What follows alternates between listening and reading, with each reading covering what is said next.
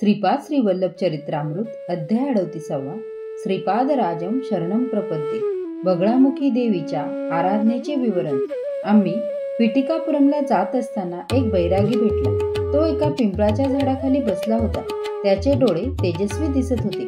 आम्हाला पाहताच त्या बैराग्याने विचारले, तुमची नावे शंकरभट आणि धर्मगुप्त अशी आहेत ना? आम्ही होकारार्थी मान हलवली। तो पुढे म्हणाला, या पिंपळाच्या झाडाखाली थोडा वेळ विश्रांती घ्या। तुमच्याकडे श्रीपाद प्रभूंसाठी चर्मपादुका आहेत ना? त्या मला द्या आणि माझ्याकडील कालनागमणी स्वीकारा। आम्ही त्याच्या विनंतीस मान्यता दिली आणि चर्मपादुका देऊन तो दिव्यमणी ठेवून घेतला। मी त्या बैराग्यास म्हणालो, अहो महाराज, मी श्रीपाद प्रभूंच्या दिव्य चरित्र लेखनाचा संकल्प केला आहे।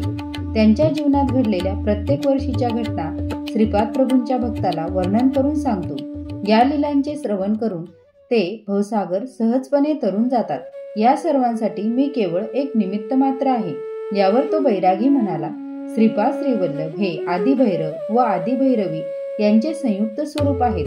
कालावर शासन करणारे कालभैरव सुद्धा तेच आहेत। ते कालस्वरूप असून कालपुरुष हा त्यांच्यापेक्षा भिन्न नाही। महाकाल स्वरूप सुद्धा तेच आहेत। कोणत्या वेळी कोणती घटना घडेल याचे संपूर्ण ज्ञान त्यांनाच असते। त्यामुळे अव्यक्त रूपात असलेले श्रीपाद श्रीवल्लभांचे संकल्प स्वरूप कोणत्याही देशकालाने बंदिस्त नसणाऱ्या जीवाला समजणे शक्य नसते। देशकालाबरोबर क्रीडा जीवांचा विकास, धर्म, कर्म यांचे फलित आणि त्यांचा प्रभाव संपूर्णपणे श्रीपाद प्रभूंच्या अधीन असतो। ज्ञान नसताना अहंकाराने स्वतःला महापंडित समजणाऱ्या लोकांचा गर्व ते तत्काळ हरण करून त्यांना अहंकार रहित करतात। तसेच विनयी, नम्र परंतु ज्ञानाचा अभाव असणाऱ्या साधकांना ते आपल्या कृपादृष्टीने पंडित करू शकतात। त्यांचा हा योग संपन्न अवतार आहे। ते अवतारी पुरुष असून प्रत्यक्ष श्री दत्तात्रेयांचे अवतार आहेत हे समजण्यासाठी आपल्या पापराशी जळून दग्ध व्हाव्या लागतात आणि पुण्यराशींचा संचय व्हावा लागतो। असा सर्वसाधारण नियम आहे। त्यांचा कृपा कटाक्ष झाल्यास हा साधारण नियम दूर सारून ते भक्तांचे रक्षण करतात। ते क्षणोक्षणी लीलाविहारी आहेत। श्रीपाद प्रभूंच्या चरित्राचे पारायण करणाऱ्या साधकांचा एक क्रमबद्ध पद्धतीने विकास होतो। त्यांच्या जीवनातील प्रत्येक वर्षात घडलेल्या 1 किंवा 2 दिव्य लीला साधकांना समजू शकतात। या क्रमाक्रमाने समजाव्या हा सुद्धा त्या दिव्य लीलांचा अंतर्भाग आहे। श्रीपाद प्रभूंनी केवळ एकाच देशाच्या किंवा एकाच प्रांताच्या लोकांच्या उद्धारासाठी अवतार घेतला नाही। अनेक कोटी ब्रह्मांड प्रतिक्षणी निर्माण, स्थिती आणि लय पावत असतात। त्यांच्यातील परिणामक्रम सुद्धा श्रीपाद प्रभूंच्या अधिकारात असतो। त्यांच्या दिव्य नेत्र गोलकात कोट्यावधी ब्रह्मांडाची वृद्धी आणि क्षय होत असतो। हेच त्यांचे निजतत्व स्वरूप आहे। त्यांचे निराकार स्वरूप म्हणजेच परतत्व होय। अव्यक्त स्वरूपात असलेले त्यांचे रूप कोणीच जाणू शकत नाही। त्यांचे महातत्व साकार रूपात पिटिकापुरात अवतरित होणे हीच त्यांची एक दिव्य लीला आहे। श्रीपाद प्रभूंच्या लीला अत्यंत अद्भुत आणि अनाकलनीय आहेत। त्या लीलांना अंत नाही। वेद सुद्धा त्यांचे वर्णन करताना मौन झाले। श्रीपाद प्रभूंचा जन्म अनंत आहे। बगलामुखी देवीची उपासना। बैरागी म्हणाला, मी वास्तविक पाहता बंगाल देशाचा रहिवासी आहे। मी बगलामुखी देवीची आराधना करतो। ही देवी दशमहाविद्यापैकी एक आहे। शत्रूंचा नाश इच्छिणाऱ्यांनी या बगला देवीची आराधना करावी। सर्व रूपातील परमेश्वराची संहार शक्ती बगला देवीच आहे। या देवीची आराधना केल्याने वाकसिद्धी प्राप्त होते। मनोवाक्य आणि कर्ममूल या दोघांच्या ऐक्यभावाने धर्मबद्ध जीवन जगणाऱ्या लोकांनी उच्चारलेले प्रत्येक वाक्य खरेच मानले जाते। वाक्याला सुद्धा परा पश्यन्ति मध्यमा असे भेद असतात। सत्ययुगात सर्व जगताचा नाश करणारे एक भयंकर वादळ आले होते। पृथ्वीवरील आलेल्या या संकटाने विष्णू भगवान चिंतित झाले होते। त्यांनी तेव्हा तपस्या करण्यास आरंभ केला। त्यावेळी विद्या महादेवी बगलामुखी रूप घेऊन अवतरली। श्रीमन नारायणांना दर्शन देऊन तिने ते सृष्टीचा विध्वंस करणारे वादळ थांबविले। या देवीला काही लोक वैष्णवी देवी असे सुद्धा मानतात। मंगळवारी चतुर्दशीच्या अर्धरात्रीच्या वेळी ही प्रकट झाली। ही स्तंभन शक्ती रूपिणी आहे। तिच्यामुळे सूर्यमंडळ स्थित आहे। तसेच स्वर्ग सुद्धा स्थित आहे। इहलोक आणि परलोकातील सर्व सुखे ही देवी कृपेने आपल्या भक्तांना प्रदान करते। साधकांच्या जीवनात हल्लाकल्लोळ माजविणाऱ्या दुष्टशक्ती आणि अंधशक्तींचे ही देवी निर्मूलन करून प्रगतीचे अभयदान देते। बगलामुखी देवीस वडवामुखी जातवेदमुखी, उल्कामुखी, ज्वालामुखी, बृहद्भानुमुखी अशा नावाने सुद्धा संबोधिले जाते. सर्वप्रथम ब्रह्मदेवाने बगला महाविद्योपासना केली. या देवीने ब्रह्मदेवास बालरूपात दर्शन दिले. तिरुपती, तिरुमलई या क्षेत्रात त्यांनी तिची अर्चना केली. या देवीच्या मूर्तीची व्यंकटेश्वर पद्मावतीच्या मूर्तीसमोर ब्रह्मोत्सवाच्या मंगलसमयी अर्चना केली जाते. या महाविद्येचा ब्रह्मदेवाने सनकादिक ऋषींना उपदेश केला होता. ब्रह्मानंतर या देवीची उपासना भगवान विष्णूंनी केली होती. भगवान परशुरामाने सुद्धा आपल्या शत्रूंचा नाश करण्यासाठी या देवीची उपासना केली होती. मी तीर्थयात्रा करीत असता पिटिकापुरमला येऊन पोचलो. श्री कुकुटेश्वराच्या देवस्थानात अर्चना केली. त्यानंतर अत्यंत मधुर बोलणाऱ्या एका सुंदर बालकास पाहिले. तो बालक मला म्हणाला, हे महोदया, आपण बंगाल देशातून आला आहात हे मला माहीत आहे. मी बऱ्याच काळापासून आतापर्यंत या मंदिरात स्वयंभू दत्तात्रयांच्या रूपात या स्थानी स्थित आहे. माझी लवकरात लवकर एका अर्चकाकडून नित्यपूजा करण्याची व्यवस्था करा. त्या बालकाच्या सांगण्यानुसार एका उत्तम ब्राह्मणाद्वारे अर्चना करून त्यांचा यथोचित बहुमान करण्यात आला. त्या अर्चकाचे नाव कलवर असे होते. त्याने कुकुटेश्वर आणि स्वयंभू दत्तात्रय या दोन्ही देवतांची मनोभावाने कष्टाची तमा न बाळगता आराधना केली होती. त्याला यासाठी भरपूर दक्षिणा व स्वयंपाकासाठी दक्षिणा दिली होती. ती त्याने घरी नेऊन पेटीत ठेवली आणि आश्चर्य असे की सकाळपर्यंत ती अदृश्य झाली होती. स्वयंपाकातील सारे पदार्थ अदृश्य झाले होते, परंतु तेथील ब्राह्मणाची पोटे रोजच्यापेक्षा दुप्पट तिपटीने भरली असल्याचा त्यांना अनुभव येत होता. यामुळे ते सुस्त होऊन आळसावले होते. सुस्ती येणे, धनदक्षिणा, स्वयंपाक अदृश्य होणे हा सर्वसामान्यांना अनाकलनीय विषय होता.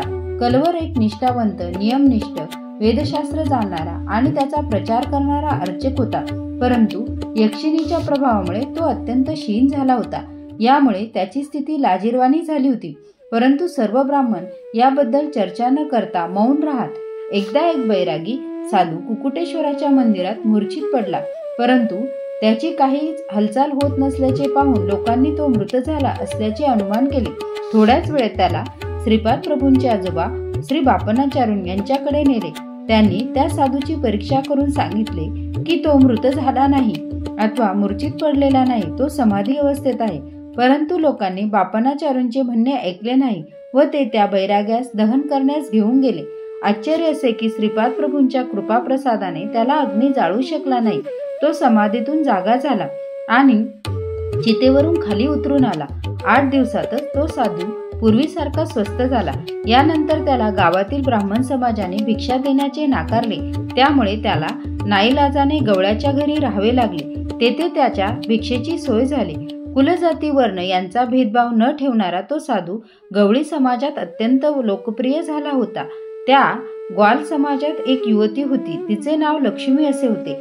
बालपणीच तिला वैधव्य प्राप्त झाले होते. तिचा पती तिच्याशी अत्यंत प्रेमाने वागत असे. तो सर्व गवळ्यांचा आवडता होता. त्या समाजात त्यास श्रेष्ठत्व प्राप्त झाले होते. गवळी लोकातील तंटे बखेडे तो आपल्या कुशाग्र बुद्धीने सोडून उत्तम निर्णय देत असे. त्याच्या लहान वयाकडे न पाहता लोकांनी त्याला नेता निवडले होते. त्याची पत्नी लक्ष्मी मोठी पतिव्रता स्त्री होती. त्यावेळी श्री व्यंकटपय्या श्रेष्ठींची गाय हरवली असल्याने श्रेष्ठींच्या घरी लक्ष्मी दूध आणून देत असे. श्रीपाद प्रभू श्रेष्ठींच्या घरी नेहमी जात असत. ते आजीला भूक लागली असे म्हणताच महालक्ष्मी समान असलेली व्यंकट सुबम्मा श्रीपादांना गरम दूध आणून देत असे.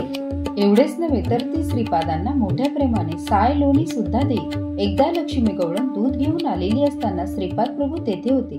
ते मला खूप भूक लागली आहे असे म्हणू लागले.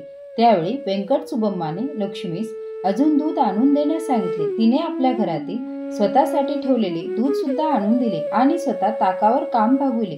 कुकुटेश्वराच्या मंदिरात 10 दिवस एक उत्सव चालू होता. यात ब्राह्मणांना यथोचित दक्षिणा संभावना दिली जात होती. यामुळे यक्षिणीचा प्रभाव थोडा कमी झाला होता, परंतु अजून सुद्धा ब्राह्मण भोजनासाठी केलेली पाकसामुग्री अदृश्य होत होती. यामुळे ब्राह्मणांना वेळेवर अन्न न मिळाल्याने ते क्षीण होत होते. पुराण सांगणाऱ्या पंडिताची कथा. पिटिकापुरम गावात एक पुराण सांगणारा पंडित आला होता. कुकुटेश्वर मंदिराच्या बाहेरील प्रांगणात प्रवचनाची व्यवस्था करण्यात आली होती. पुराण श्रवणासाठी गावातील सर्व जातीचे लोक येत असत. पुराण सांगणाऱ्या पंडिताच्या जेवणाची व्यवस्था बापनाचार्य यांनी आपल्या घरी केली होती. पुराण कथन करण्यापूर्वी तो पुराणिक लक्ष्मी गवळणीने आणलेले दूध घेत असे. श्रीपाद प्रभू सर्व हृदयांतरामी असल्याने त्यांना या पंडिताबद्दल सर्व काही ज्ञात होते. हा पुराणिक महान पंडित आणि महान योगी होता. तो आपल्या योगशक्तीने त्यांच्या आत्म्याने धारण केलेली पूर्वीची रूपे ओळखू शकत असे. त्या रूपातील चैतन्य तो आकर्षित करून घेत असे. दूध देणाऱ्या लक्ष्मीस तो योगदृष्टीने पाहत असे. लक्ष्मीच्या पतीच्या रूपात सुद्धा त्या पंडिताला स्वतःचा आत्मा दिसत असे. लक्ष्मीचा पती मृत्यूनंतर एका ब्राह्मण जमीनदाराच्या घरी बालरूपात जन्मला होता. त्यावेळी तो 4-5 महिन्याचा होता. पुराण पंडिताने योगशक्तीने आपले शक्तिरूप कसे आहे ते पाहिले. त्याचे मूळ रूप स्त्री समान लक्ष्मीशी निगडीत होते हे त्यास कळाले. त्याचे स्वरूप स्त्री तत्वाच्या लक्ष्मीशी विलीन होऊन राहिलेले त्याने पाहिले. आपले पुरुष तत्व 4 महिन्याच्या बालकात असल्याचे आणि थोडेच दिवसात आपले कर्मशेष पूर्ण झाल्यासारखे जाणवले. पिटिकापुरम मधील कर्मऋणानुबंध पूर्ण करण्यासाठी त्याने पुराण पंडिताचे रूप धारण केले होते. लक्ष्मीचे तिच्या पतीवर अनन्यसाधारण प्रेम होते. तिच्या पतीचे चैतन्य भूतकालातील शरीर सोडून येणार नाही हे तिला कळले होते. लक्ष्मीच्या पतीचे चैतन्य मूलतत्व पुराण पंडितात विलीन झाले होते हा विषय सर्वज्ञानी श्रीपाद प्रभूंना माहीत होता. श्रीपाद प्रभू त्या पुराण पंडिताला म्हणाले, अरे पंडिता, ही लक्ष्मी निरागस आहे. ती काही दिवसातच आपली जीवनयात्रा संपविणार आहे. ती मृत झाल्यावर तिची काय गती होईल? तू ज्ञानरूप ब्राह्मण होशील किंवा अज्ञान रूपात गवळी होशील. त्या तुझ्या रूपात लक्ष्मी तुला तुझ्या कष्ट सुखात साथ देईल. तिच्या प्रेमाने तिने आपल्या पतीचे चैतन्य स्वतःकडे आकर्षले आहे.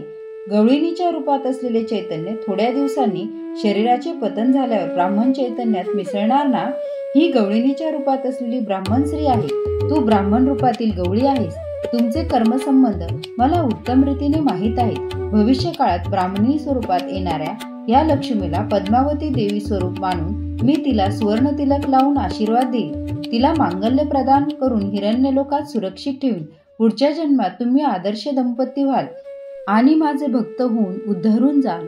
एवढे बोलून श्रीपाद प्रभू थांबले. त्यांच्या लीला अति अगम्य अद्भुत असतात. श्रीपाद श्री वल्लभांचा जय जयकार असो. श्रीपाद श्री वल्लभांचा जय जयकार असो. फलश्रुती आत्मस्थैर्य.